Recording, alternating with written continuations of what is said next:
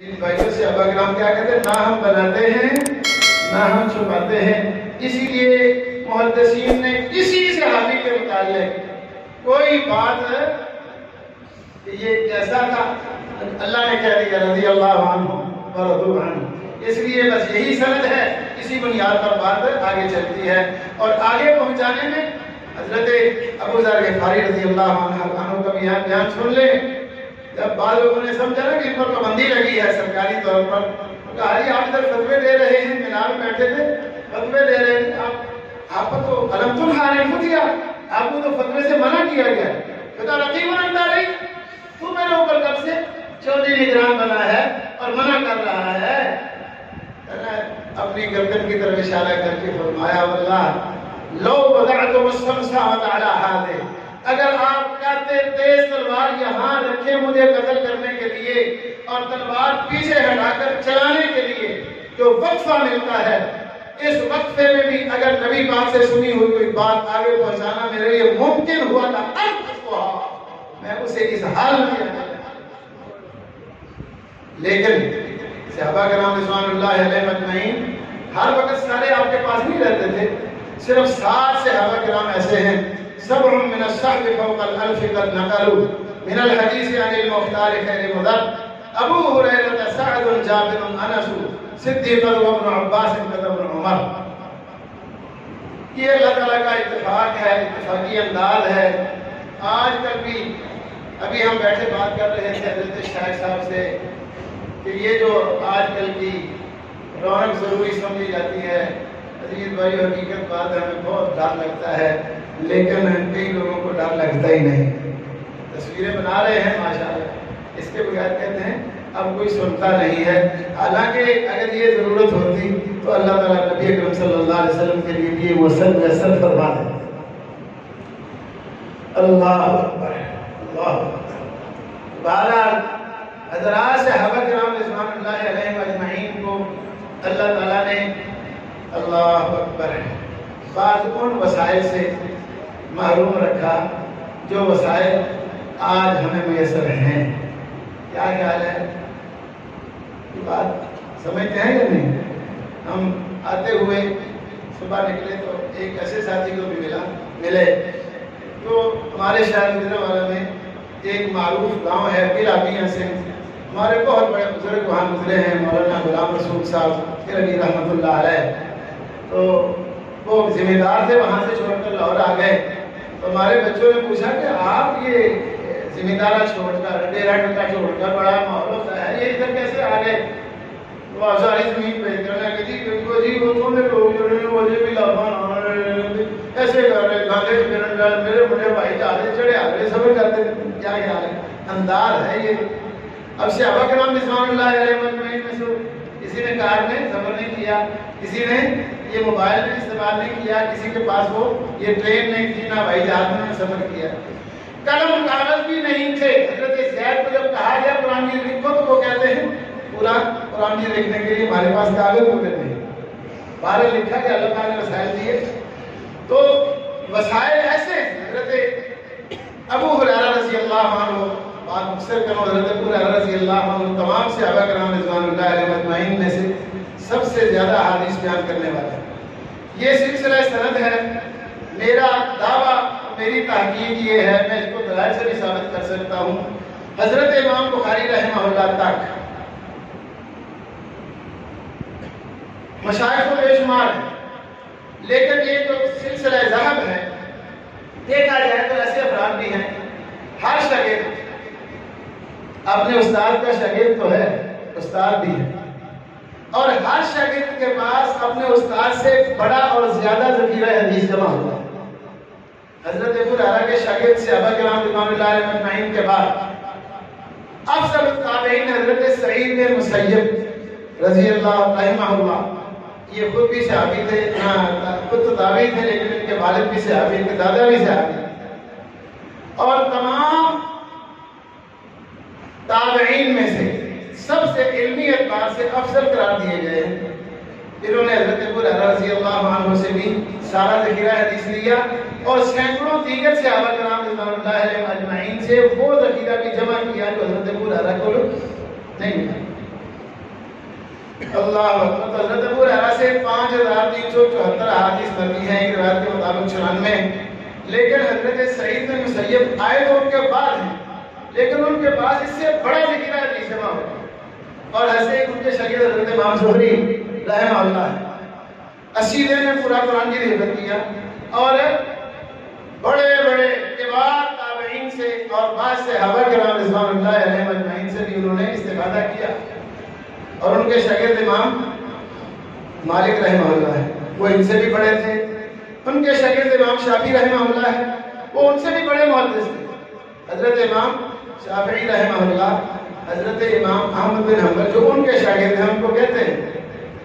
اس دور میں انداز کیا تھا، حضرت امام احمد بن حنبل رحمہ اللہ سے پوچھا گیا کہ کسی شخص کے مفتی بننے کے لیے کیا 1,00,000 حدیث یاد کرنا کفایت کر جاتا ہے؟ تو کہنے لگے 1,00,000 سے کچھ بھی نہیں. کہنے لگے 2,00,000 نہیں، 3,00,000 4,00,000. جب 5,00,000 کہا تو کہنے لگے ہاں اس سے گزارا ہو سکتا ہے. اندازہ کریں میرٹ کیا تھا. حضرت امام شافعی رحمہ اللہ حضرت امام احمد بن حنبل کو کہتے ہیں یا احمد انتم اعلم بالاخبار الصحیحہ منا، آپ صحیح احادیث کو ہم سے زیادہ جانتے ہیں. یہ کون کہہ رہا ہے؟ استاد. کہہ کس کو رہا ہے؟ شاگرد. اللہ اکبر. انتم اعلم بالاخبار الصحیحہ منا فاذا كان خبر صحیح فاعلمونی. آپ صحیح حدیث کا ہم سے زیادہ علم رکھتے ہیں. جب آپ کے پاس کوئی ایسی صحیح حدیث آئے جس کے متعلق آپ یہ جانتے ہو کہ مجھے معلوم نہیں ہے، ہمیں بھی بتایا کرو، ہمیں بھی سکھایا. اور ان کے شاگرد امام بخاری رحمہ اللہ ہے. ان کے شاگرد کے حضرت امام احمد بن حنبل رحمہ اللہ کے شاگرد. حضرت امام بخاری رحمہ اللہ کو دیکھنے والے بڑے بزرگوں نے یہ بات کہی. ایک شخص کہتا ہے کہ امام بخاری رحمہ اللہ کو امام احمد بن حنبل سے بھی حدیث کے جمع کرنے، یاد کرنے اور ان سے استنباط اور استدلال کرنے میں آگے ہیں. تو کسی نے کہا یار ہاتھا ہولا رکھ تو کدھر پڑ گئے، بات اتنی نہ کرو. لیکن انہوں نے کہا کہ اگر آپ امام مالک رحمہ اللہ کو دیکھتے اور امام بخاری کو بھی دیکھتے اور ان کو پرکھتے اور ان میں تقابل کرتے تو آپ کہتے دونوں ایک جیسے. لیکن میں نے جو تحقیق کی ہے وہ یہ ہے، لوگوں نے کہتے میرے علی کہتے تیری سنا استاد کیا کہتے، یہ بات نہیں ہے. حضرت امام مالک کو اللہ نے یہ اعزاز کو بخشا ہے کہ تقریباً 70 سال کے قریب اس وقت کی مدینہ یونیورسٹی کے وہ چانسلر تھے اور مسجد رسول حضرت محمد مصطفیٰ صلی اللہ علیہ وسلم مسجد میں ربی میں خدمت حدیث کرتے رہے. لیکن بہت سی صحیح احادیث ایسی ہیں جو امام مالک رحمہ اللہ کے پاس نہیں تھی. اور ان کو آج کسی کو پوچھیں بھئی ماہ رمضان کے بعد 6 روزے جو شوال کے ہیں ان کی کیا حیثیت ہے، تو آپ سارے مفتی فتویٰ دیں گے جی وہ سارے جو لوگوں کو اجر ملتا ہے. امام مالک رحمہ اللہ سے پوچھا گیا جی کہ شوال کے 6 روزے کرتے، میں نے نہ کسی کو رکھتے ہوئے دیکھا ہے نہ میں نے اس کے مطلب کوئی حدیث سنی ہے. یہ اہم ہے. کیا خیال ہے؟ یہ امام مالک رحمہ اللہ ہیں مدینے میں. اللہ کو لیکن کہتے ہیں کسی نے پوچھا کہ اگر کسی آدمی کے پاس احرام کے کپڑے نہ ہوں اور وہ دامن نہیں پاتا تو کیا کرے؟ کہتے وہ احرام نہیں باندھ سکتا جب تک اس کو کپڑا نہیں ملتا وہ احرام نہ باندھے. حالانکہ صحیح بخاری میں دیگر کتب احادیث میں موجود ہے نبی اکرم صلی اللہ علیہ وسلم نے فرمایا السرابیل لمن لم یجد الازار، جس کو ازار نہیں ملتا احرام باندھنا ہے وہ شلوار پہن سکتا ہے. امام صاحب بخاری حدیث نہیں ہوئی. کیا خیال ہے؟ جبکہ امام بخاری رحمہ اللہ انہوں نے امام احمد بن حنبل جیسے 1080 محدثین سے استفادہ کیا. اللہ اکبر. تو دیکھیں اب امام بخاری کا اپنا دعویٰ نہیں، لیکن لوگ کہتے ہیں جو حدیث امام بخاری نہیں جانتے وہ حدیث رسول نہیں. اب یہ امام بخاری رحمہ اللہ کا امتیاز ہے. اللہ اکبر. امام بخاری رحمہ اللہ اس وقت کے سارے محدثین نے بڑی خدمت کی حدیث کی. اور میں کہا کرتا ہوں اللہ کا فضل یہ ہو گیا کہ اب احادیث کے متعلق جو لوگوں کے ذہن میں خیالات پائے جاتے تھے وہ سب ختم ہو چکے ہیں. کہ محدثین سے پہلے بعد احادیث کے کہا جا سکتا تھا کہ یہ اخبار احاد میں سے ہیں، کچھ مستفید ہیں، کچھ عزیز ہیں، کوئی غریب ہیں، لیکن محدثین کی تعریفات کے بعد اس دنیا میں کوئی حدیث جس کا صحت مسلم صحیح ہو، اس کی صحت قطعی ہے اور وہ متواتر کا درجہ پائے، کیونکہ محدثین کی کتابیں ہر دور میں پڑھنے والوں بھی ہزاروں ہوتے ہیں اور پڑھانے والے بھی سینکڑوں ہزاروں۔ امام بخاری رحمہ اللہ سے بخاری کے پڑھنے والے محدثین بیٹھے ہیں، لاکھ 90,000 بعض لوگوں نے تعداد بیان کی ہے، لیکن یہ تھوڑی، اور اس دور سے لے کر یہ محدثین بڑے بڑے احادیث بیان کر رہے ہیں اور پڑھا رہے ہیں، اور اب صحیح بخاری جب تک کوئی نہیں پڑھ لیتا اپنے آپ کو وہ کامل عالم یا فاضل جامعہ نہیں سمجھتا۔ تو بہرحال یہ امام بخاری رحمہ اللہ کا امتیاز ہے، انہوں نے ساری احادیث جمع کی اور اب کوئی حدیث ایسی نہیں جو امام بخاری رحمہ اللہ کے لیے چھپی ہو۔ اور پھر اس سے بڑی بات یہ ہے کہ امام بخاری رحمہ اللہ نے اللہ اکبر صرف احادیث جمع ہی نہیں کی بلکہ ان کا خلاصہ لکھا اور صحیح احادیث سے ہر مسئلے کا حل پیش کیا، اور بعض وہ مسائل بھی جن پہ ان سے پہلے بلکہ امام بخاری رحمہ اللہ کی وضاحت کے بعد بھی ابھی تک ابہام پایا جاتا ہے۔ ایک مسئلہ ہے کہ اگر کوئی شخص لاپتہ ہو جاتا ہے، اگر کوئی شخص لاپتہ ہو جاتا ہے تو اس کے مال اور اس کی بیوی کیا کرے گی؟ تو بہت سے محدثین نے، فقہاء نے اس پر رائے بیان کی ہے، مختلف فتوے دیے ہیں۔ کسی نے کہا اس کی عمر 90 سال ہونے تک انتظار کیا جائے، کسی نے کہا اور 110 سال عمر ہونے تک انتظار کیا جائے، کسی نے کچھ۔ حضرت امام مالک رحمہ اللہ نے 4 سال کہا، لیکن کسی نے بھی اس مسئلہ کا حل کسی مرفوع حدیث سے پیش نہیں کیا۔ یہ اعزاز امام بخاری رحمہ اللہ کو اللہ تعالیٰ نے عطا فرمایا ہے کہ انہوں نے یہ مسئلہ بھی باقاعدہ مرفوع حدیث سے کرائے اور پھر صحابہ کرام کے مرفوع فتاوا اور بیانات سے حل کر کے پیش فرمایا۔ باب حکم المفقود فی اہلہ و مالہ، باب قائم فرمایا ہے، اور امام صاحب نے اس میں یہ فتویٰ جاری کیا ہے، حکم بیان کیا ہے، رسول اللہ صلی اللہ علیہ وسلم کا فیصلہ دیا ہے کہ 1 سال تلاش کریں، کیونکہ نبی اکرم صلی اللہ علیہ وسلم کو پوچھا گیا، ایک آدمی نے کہا مجھے مال ملا ہے کیا کروں؟ آپ صلی اللہ علیہ وسلم نے فرمایا عرض پاس ہے نا 1 سال تک اس کے مالک کی تلاش جاری رکھی۔ اب جدید مسائل ہے ہمارے پاس، اب بھی لوگ کہتے ہیں کہ فتویٰ وہی ہے۔ میرے پاس چند دنوں پہلے ایک سوال آیا تھا، میں نے اس کے متعلق لکھا، کیونکہ اس آدمی کے جانے کے بعد بچے فوت ہو گئے اور جو موجود ہے وہ کہتا ہے یہ سارا میرا ہی ہے، ابھی ہمارا باپ زندہ ہے اور اس کو لاپتہ ہوئے 25 سال ہو گئے۔ تو لوگ جو ہے نا ابھی بھی وہ فتویٰ لے کر عدالت میں جا رہے ہیں، فتویٰ 90 سال انتظار کرنا ہے، جبکہ امام بخاری رحمہ اللہ نے کیا فرمایا کہ کسی بھی چیز کا مالک اگر معلوم نہیں لاپتہ ہو گیا ہے تو اس کو 1 سال تلاش کرنے کا حکم ہے۔ 1 سال تلاش کرنے سے اگر وہ نہیں ملتا تو سمجھو وہ ختم، وہ چیز آپ کی ہے، آپ اسے استعمال کر سکتے ہیں۔ اس لیے امام بخاری رحمہ اللہ نے اس میں یہ حدیث پیش کر دی۔ اس لیے ایک تو یہ کہ ساری حدیث جمع کی، دوسرا یہ کہ امام بخاری رحمہ اللہ نے اللہ اکبر یہ گہرے مسائل اور مشکل مسائل بھی حل کیے، اور پھر نبی اکرم صلی اللہ علیہ وسلم کی اس امتیازی حیثیت کہ اللہ تعالیٰ نے آپ کو پوری مخلوق کے لیے مبعوث فرمایا ہے، آپ کی اس امتیازی حیثیت کو پہلے امام بخاری رحمہ اللہ نے ثابت کیا ہے، اور اس کے بعد آپ کی ترجمانی کرتے ہوئے آپ کی اس امتیازی حیثیت کو سامنے رکھا۔ عام محدثین حدیث مرتب کرتے ہیں تو بظاہر کسی بات تک کی حد تک رہتے ہیں کہ یہ اہل ایمان کے لیے ہے، مسلمانوں کے لیے ہے، وضو کیسے کرنا ہے، نماز کیسے پڑھنی ہے، لیکن جناب امام بخاری رحمہ اللہ نے سب سے پہلے نبی اکرم صلی اللہ علیہ وسلم کی حیثیت اور آپ کی شخصیت کی حقیقت بیان فرمائی ہے، اور وہ یہ کہ آپ صلی اللہ علیہ وسلم ہی اللہ پاک کے ہاں سب سے زیادہ محبوب اور پسندیدہ قرار پائے، کیونکہ اللہ کے ہاں پسندیدہ ہونے کے لیے صرف ظاہری انقیاد اور اطاعت کافی نہیں ہے۔ عام لوگ گھبرا جاتے ہیں، انما الاعمال بالنیات حدیث ہے، امام بخاری رحمہ اللہ نے اس سے کیا استدلال کیا ہے؟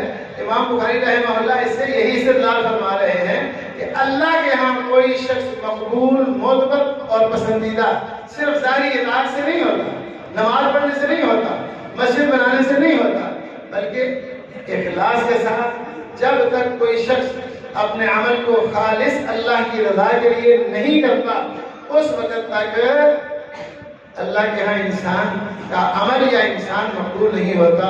اور مقبول لوگوں میں سے بھی اللہ نے، اب دیکھیں گے ماشاءاللہ آپ کے سامنے رزلٹ آؤٹ ہوگا، دعائیں سنائے جائیں گے، اور جامعہ بھر میں سے کوئی اول آئے گا، کوئی دوم آئے گا، کوئی سوم آئے گا۔ ممتحنین کے لیے ایسے بچوں میں فرق کرنا مشکل ہو جاتا ہے۔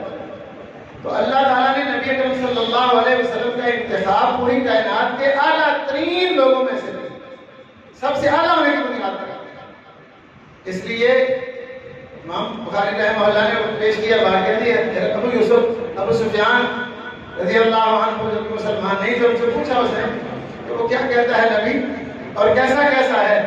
10 سوال کیے، جواب اپنی مرضی سے دیے۔ تو اس نے کہا مجھے پتا نہیں، میں نے اپنی مرضی سے سوال کیے تھے، آپ نے اپنی مرضی سے جواب دیے ہیں، اگر آپ کے جواب ٹھیک ہیں تو پھر مجھے معلوم نہیں کہ آپ نے ان کو کس شیخی میں مکے سے نکالا ہے۔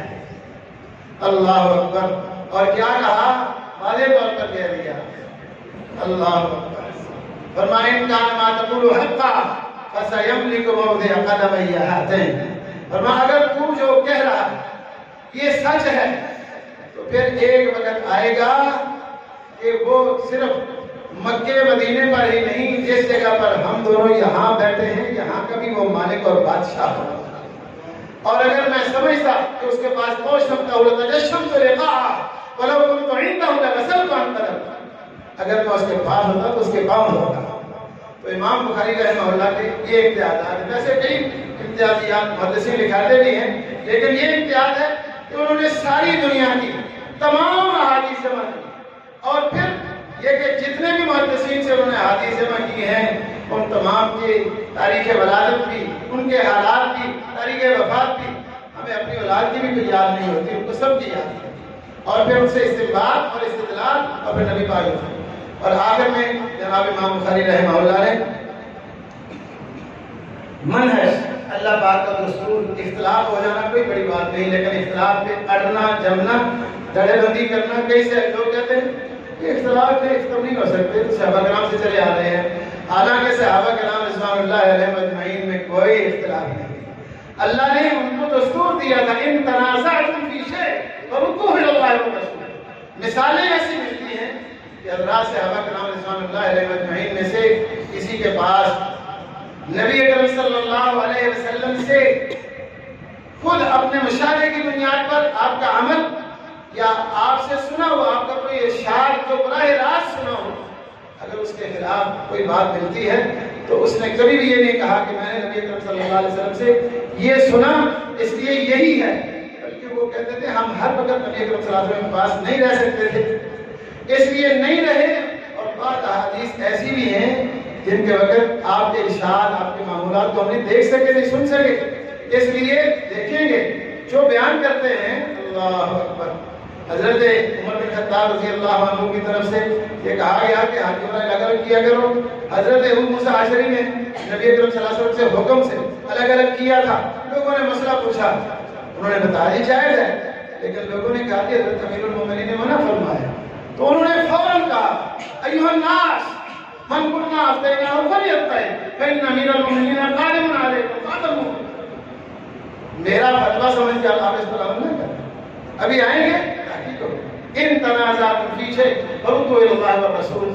یہی امام بخاری رحمہ اللہ نے 4000 مسائل، حالانکہ اصول اسلام بنیادی طور پر 69 ہیں، 70 سے کم ہیں، لیکن ان کے مختلف پہلو 4000 کی تعداد میں اور 97 کتابوں کی شکل میں امام صاحب نے مرتب فرمائے۔ اور آخر سے پہلے یہ کہا سام بالکتاب والسنہ، اللہ پاک نے فرمایا واعتصموا بحبل اللہ جميعا ولا تفرقوا۔ آج ہم عدم تفرق کی بات کرتے ہیں، لیکن جو بنیاد اللہ پاک نے دی ہے اسے اختیار نہیں کرتے۔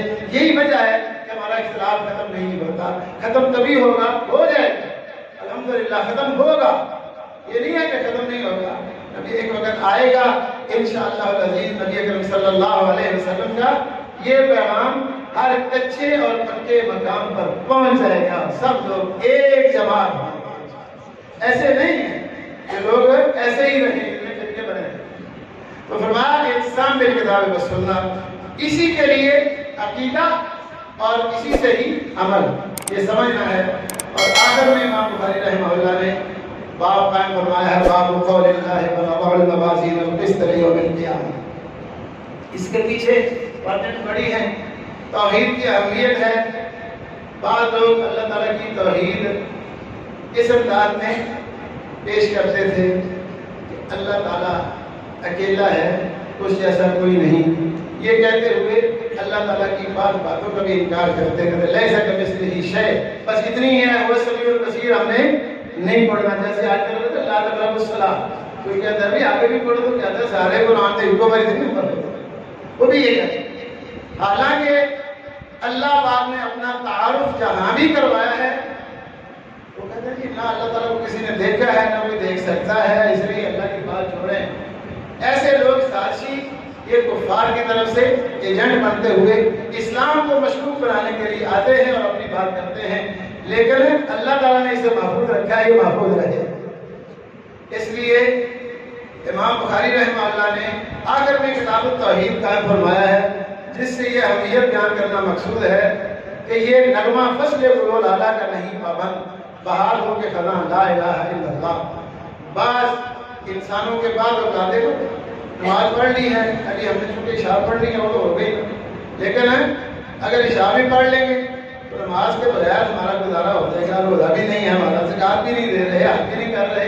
یہ اسلام کے 5 بنیادی ارکان ہیں, لیکن توحید سے ایک لمحہ کے لیے بھی کوئی شک پیچھے ہوتا ہے, اسی وقت آ جائے.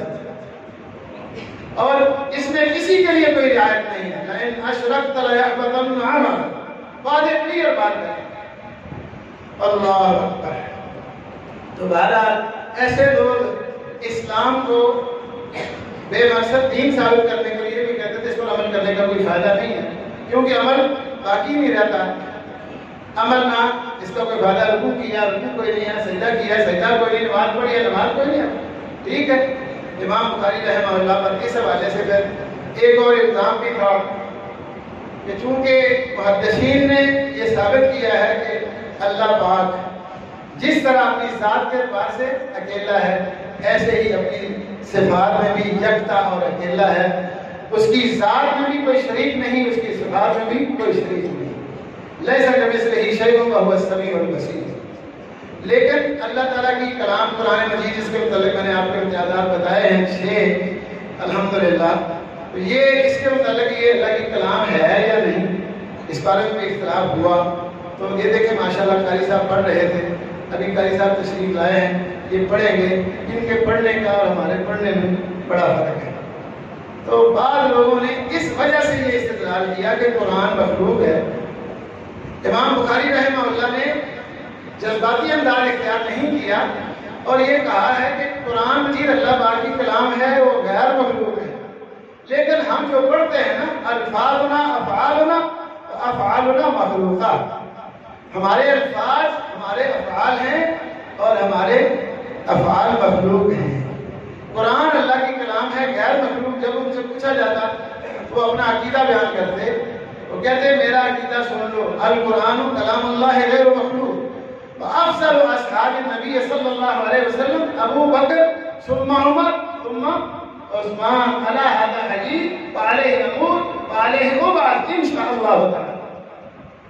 تو امام صاحب نے اس حوالے سے ایک کتاب لکھی تھی خلق و افعال العباد. امام بخاری کی تصنیفات میں ایک اہم تصنیف, اس کا مقصد یہی ہے کہ الفاظ ہمارے جو ہیں یہ ہمارا عمل ہے. اب انسان نماز پڑھتا ہے, نماز سب سے بڑا عمل ہے, اس کو فاتحہ کے بغیر نماز نہیں ہوتی, وہ انسان کا عمل ہے.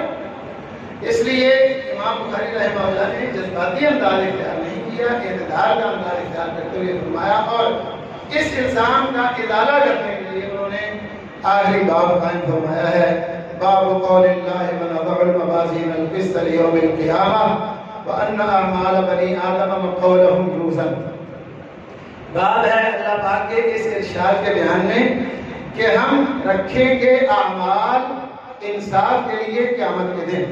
لفظ موازین موزون کی جمع بھی ہو سکتا ہے، میزان کی جمع بھی ہو سکتا ہے۔ تو چونکہ آپ کی مجلس ماشاءاللہ ایسی ہے، بڑے بڑے مشائخ بھی، بڑے بڑے نامور اور قادر الکلام خطبہ بھی موجود ہیں، ویسے ہمارے یہاں جو چلتا ہے نا وہ یہ ہے کہ جب بخاری کا درس ہونا تو پھر بخاری کا ہی درس ہوتا۔ اللہ اکبر۔ تو اس والے سے بہت سے پہلو ہیں جو تشنا رہ جاتے ہیں، لیکن یہاں اللہ پاک فرماتے ہیں وَنَضَعُ الْمَوَازِينَ الْقِسْطَ لِيَوْمِ الْقِيَامَةِ، اور ہم رکھیں گے اعمال یا میزان انصاف کے لیے قیامت کے دن۔ وَأَنَّ أَعْمَالَ بَنِي آدَمَ وَقَوْلَهُمْ يُوزَنُ، اور تمام انسانوں کے اعمال اور اقوال کا باقاعدہ وزن کیا جائے گا۔ اب اس میں دو پہلو ہیں، ایک تو خواتین یہ نہ سمجھیں کہ یہاں بنی آدم کا لفظ ہے، خواتین بھی علماء ہوتی ہیں نا، یہاں تو بنی آدم آیا ہے، بنات کا لفظ نہیں لہذا ہم نے استثناء نہیں کیا، اور جو چاہے کریں۔ بنی آدم کے اندر سارے ہی آتے ہیں، اولاد آدم مراد ہے، اور اس میں بنات آدم بھی ہیں اور ابنائے آدم بھی ہیں، اس لیے کسی کو اس حوالے سے امتیاز حاصل نہیں۔ البتہ دو گروہ ایسے ہیں جن کو امتیاز حاصل ہے، وہ جو ایسے خوش نصیب ہیں جن کو بغیر حساب جنت ملے گی، اللہ ہم سب کو ان میں شامل فرمائے۔ وہ مستثنا ہیں، وہ 70,000 ہیں یا 7 لاکھ ہیں، یا بعض بیانات کے مطابق 4 ارب 90 کروڑ ہیں، کیا خیال؟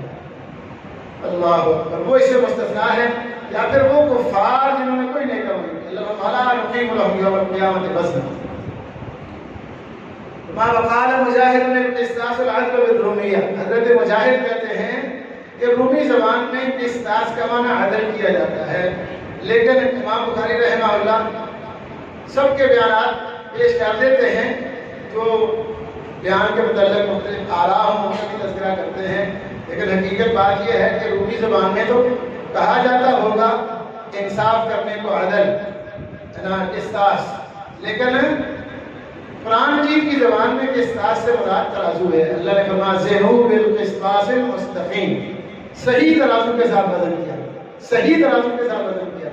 کئی ترازو ہی خراب کر لیتے ہیں، کئی لوگ وزن کرتے ہوئے ترازو ہی خراب کر لیتے ہیں، اور وہ کہتے ہیں پورا دیا ہے، پورا تو اللہ، ایسے نہیں۔ زنوا بالقسطاس المستقیم، تو قسطاس کا معنی ترازو ہے، اس لیے اگر ترازو کیا جائے معنی تو وہ بھی ٹھیک ہے موازین کا۔ بہرحال ان پر کئی اعتراض ہیں، وہ پھر سے بھی انشاءاللہ کبھی ہوگا۔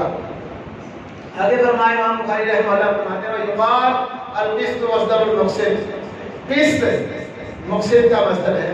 یہاں امام بخاری پر بعض لوگوں نے اعتراض کرتے ہیں، دیکھو جی امام بخاری کو سمجھ نہیں آتی، یہ کہتے ہیں کہ قسط مقسط کا مصدر ہے، حالانکہ قسط مقسط کا مصدر نہیں قاصد کا مصدر ہے، حالانکہ مصادر بعض صرفی ہوتے ہیں۔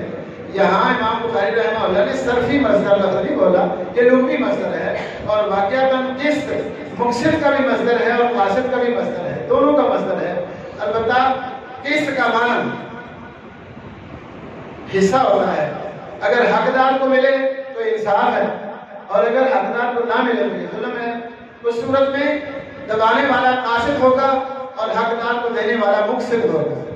عمل قاصد فهو الجائر، قاصد کا معنی ظالم ہے، کیونکہ قاصد کا معنی حصہ دبانے والا ہوتا ہے، اور مقصد کا معنی حصہ حقدار کو دینے والا ہوتا ہے۔ اس کے بعد سلسلہ سند ہے، وہ آپ نے پڑھ لیا، میں نے آپ کے سامنے یہ بات کی ہے، محدثین کی خدمت جو ہے اللہ تعالیٰ قبول فرما رہے ہیں اور آگے بڑھا رہے ہیں، وہ یہ ہے کہ محدثین نے ہمیں الحمدللہ اس حوالہ سے بے نیاز کر دیا ہے۔ اب وہ احادیث جو صحیح ہیں وہ قطعی طور پر صحیح ہیں اور وہ متواتر کا درجہ پا چکی ہیں الحمدللہ۔ حضرت ابو ہریرہ رضی اللہ عنہ ان کا تذکرہ آپ نے سنا تھوڑا سا، باقی پھر صحیح کہتے ہیں قال النبی صلی اللہ علیہ وسلم، قال النبی صلی اللہ علیہ وسلم، نبی اکرم صلی اللہ علیہ وسلم نے فرمایا۔ اس کا سادہ ترجمہ یہ ہے، ابو ہریرہ روایت پکارے فرما گئے ہیں نبی ہمارے، یہ میں نے ترجمہ خود کیا ہے، یہ آسان ہو جائے نا تھوڑا سا، بات جلدی ختم ہو جائے، کہتے ہیں جلدی ختم کرو، حالانکہ میں سمجھتا ہوں کہ اس مجلس کی ایک گستاخی ہے یہ کہنا کہ جلدی ختم ہو، اس درس کی بھی گستاخی ہے، لیکن بہرحال مجبوری ہے، مجبوری میں کیسا میں تو رہا ہے اللہ ملا بلائے تیرے یاد میں جائے گی۔ اللہ اکبر، بارک کیا فرمایا؟ اللہ اکبر۔ ابو ہریرہ روایت پکارے، فرما گئے نبی ہمارے دو کلمے ہیں بڑے دلارے، رحمان کو جو ہیں بڑے پیارے، سبحان اللہ سبحان اللہ سبحان اللہ سبحان اللہ، پاک ہے ذات الہی سب تعریفوں والی، پاک ہے ذات الہی شان و عظمت والی، سبحان اللہ سبحان اللہ سبحان اللہ سبحان اللہ۔ یہ کیا فرماتے ہیں؟ کلمتان حبیبتان الی الرحمن، دو کلمات ایسے ہیں جو رحمان کو بہت ہی زیادہ محبوب اور مرغوب اور پسند ہیں، پیارے۔ اللہ اکبر، مرغوب اس لیے نہیں کہ اس کی ضرورت ہے، اس کی ضرورت کوئی نہیں، اللہ پاک کی کوئی ضرورت نہیں۔ فرماتا ہے یا ایھا الناس یا ایھا الناس انتم الفقراء الی اللہ واللہ هو الغنی الحمید۔ فرمایا کائنات کے لوگوں آپ تو سارے محتاج ہیں، اللہ بے نیاز تعریفوں والا ہے۔ بے نیاز تعریفوں والے کا مطلب یہ ہے کہ اللہ تعالیٰ آپ کی تعریف کی وجہ سے تعریف والا نہیں ہے، بلکہ اپنے کمالات کی وجہ سے، اپنے اوصاف کی وجہ سے تعریف والا ہے۔ اس لیے ہمارا یہ ہے پاک ہے ذات الہی سب تعریفوں والی، پاک ہے ذات الہی شان و عظمت والی، کلمتان حبیبتان الی الرحمن، دو الفاظ ایسے ہیں، اس کا معنی یہ ہے دو الفاظ ایسے ہیں، دو کلامیں ایسی ہیں، دو الفاظ ایسے ہیں جو اللہ کو بہت زیادہ محبوب ہیں، اور محبوب ہوئیں تو اس کا مطلب یہ نہیں ہے کہ بہت مشکل ہوں، بلکہ خفیفتان علی اللسان، زبان سے بڑے آسان، آسانی سے ادا ہونے والے ہیں، اور آسانی سے ادا ہونے کا مطلب یہ نہیں کہ کی قدر کچھ نہ ہو، بلکہ ثقیلتان فی المیزان، اللہ کے میزان میں بہت زیادہ وزنی ہے۔ اللہ کا میزان کسی شے سے، پوری کائنات کی ساری مخلوقات سے نہیں بنتا، لیکن سبحان اللہ و بحمدہ سبحان اللہ کہنے سے جو اجر ملتا ہے اس سے بھر جاتا ہے۔ اللہ اکبر اللہ اکبر۔ اس لیے سبحان اللہ و بحمدہ سبحان اللہ عظیم آپ دل میں تو پڑھتے ہی ہوں گے، میرا جی چاہتا ہے آپ ذرا بلند آواز سے بھی پڑھ لیں۔ یہ دو الفاظ ہیں کون سے؟ سبحان اللہ و بحمدہ سبحان اللہ العظیم، سبحان اللہ و بحمدہ سبحان اللہ العظیم۔ ویسے تو کائنات کی ہر شے اللہ کی تسبیح بیان کرتی ہے اپنے انداز میں، فرشتے بھی ہر وقت یسبحون اللیل والنہار لا یفترون، اور نبی اکرم صلی اللہ علیہ وسلم بھی ہر وقت اللہ کا ذکر کرتے رہتے تھے، اور اللہ پاک نے فرمایا ہے اتل ما اوحی الیک من الکتاب فاقم الصلاۃ ان الصلاۃ تنہی عن الفحشاء والمنکر ولذکر اللہ اکبر۔ اب امام بخاری رحمہ اللہ نے اس سے استدلال کیا ہے کہ یہ اللہ کے میزان میں وزنی ہوں گے، ثقیل ہوں گے، تو ثقل اور وزن جو ہے یہ مخلوق کا ہوتا ہے، یہ غیر مخلوق کا نہیں۔ اس لیے انسان کی زبان سے ہونے والے الفاظ جو ادا ہوتے ہیں، الفاظنا افعالنا افعالنا مخلوقہ، اور یہ بھی ثابت ہوا کہ وزن ہوگا۔ اب یہ جو آلات آپ کے پاس موجود ہیں ان کے ذریعے وزن ہو رہا ہے، اور ان لوگوں کے لیے یہ بہت بڑے لاجواب جواب ہیں جو اعتراض کرتے ہیں، لیکن بہرحال یہ اللہ کے ذکر پر بھی مشتمل ہے۔ نبی اکرم صلی اللہ علیہ وسلم اللہ کے حکم سے ہر وقت اللہ کا ذکر کرتے رہتے تھے، اور یہ وہ چیز ہے جو ہمیں بچا سکتی ہے۔ نبی اکرم صلی اللہ علیہ وسلم نے فرمایا تھا، کیا فرمایا ہے؟ اللہ کو یاد کرنے والے اور اللہ کے ذکر سے غافل رہنے والے کا فرق اتنا ہی ہے جتنا کسی زندہ اور مرے ہوئے انسان کا فرق ہوتا ہے۔ اب آپ کی مرضی ہے آپ جو بننا چاہیں بن سکتے ہیں۔ اس لیے اللہ تعالیٰ نے قرآن مجید میں حضرت یونس علیہ السلام کا تذکرہ کیا ہے۔ کیسے بچے تھے حضرت یونس؟ کیوں نہیں؟ اللہ پاک فرماتے ہیں فلولا انہ کان من المسبحین للبث فی بطنہ الی یوم یبعثون۔ یہ سبحان اللہ ہی تھا جو حضرت یونس علیہ السلام کو باہر لے گیا اور باہر لے آیا۔ اگر اللہ پاک فرماتے ہیں وہ سبحان اللہ نہ پڑھتے تو قیامت تک اسی کے پیٹ میں رہتے ہیں۔ تو اس لیے عزیز بھائیوں، اللہ کا ذکر سب سے بڑا بہت بڑا عمل ہے۔ اللہ کا ذکر نماز سے فارغ ہو گئے تب بھی اللہ کا ذکر بہت باقی اور موجود ہے۔ حاجی سے فارغ ہو گئے کیوں نہیں؟ نبی پاک نماز سے فارغ ہو کر کیا کہتے رب اعنی علی ذکرک و شکرک۔ حاج سے فارغ ہو گئے، اللہ فرماتے ہیں اذا قضیتم مناسککم فاذکروا اللہ۔ اور جنت میں جانے کے بعد اللہ سب کو وہاں بغیر حساب کے اکٹھا فرمائے۔ جنت میں جانے کے بعد نماز نہیں ہوگی، جنت میں جانے کے بعد روزہ نہیں ہوگا، جنت میں جانے کے بعد حج نہیں ہوگا، اعمال نہیں ہوں گے، نہ دکانوں پہ جانے کی ضرورت ہے، نہ تجارت کرنے کی ضرورت ہے، نہ مینوفیکچر کی ضرورت ہے، نہ کاشتکاری کی ضرورت ہے۔ لیکن وہاں نماز نہیں ہوگی، حج نہیں ہوگا، اللہ کا ذکر وہاں بھی جاری رہے گا۔ اہمیت اتنی ہے، اس لیے دعا کریں اللہ تعالی ہم سب کو اپنا ذکر کرنے والوں میں شامل فرما لے۔ آمین یا رب العالمین۔ وآخر دعوانا الحمدللہ رب العالمین۔ میں نے آخر دعوانا ویسے کہہ دیا ہے کہ اس مجلس میں آخر دعوانا ویسے یہ ختم ہونے والی نہیں ہے۔ اللہ تعالی ہمیں ایسی مجلسیں بار بار نصیب فرمائے، اور جو لوگ ان کا سبب بنتے ہیں اللہ انہیں برکات بھی نصیب فرمائے، اور آگے بڑھنے، ترقی کرنے اور اس معاملہ میں استقلال نصیب فرمائے، اور اللہ تعالی ہمیں یہ پیغام پوری دنیا تک پہنچانے اور ہر اس شخص کو ادھر لے آنے کی توفیق، جذبہ، حوصلہ نصیب فرمائے جو بیچارے ادھر ادھر بھٹک رہے ہیں۔ آمین یا رب العالمین۔ السلام علیکم ورحمۃ اللہ وبرکاتہ۔